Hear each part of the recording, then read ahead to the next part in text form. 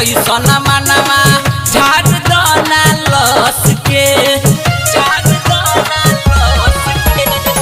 सोनू राजा देवरू तनी धरन पाजा में कस के करता जे कोई सोना मनवा झाड़ दाना लस के विकास राजा के लागे सिंगर जाई खाली चाटो चाटो ये देवरू हमारा उठवा के लाली चाटो चाटो ये देवरू हमारा उठवा के लाली चाटो ना। Live digital recording studio Durga Chowk नवल।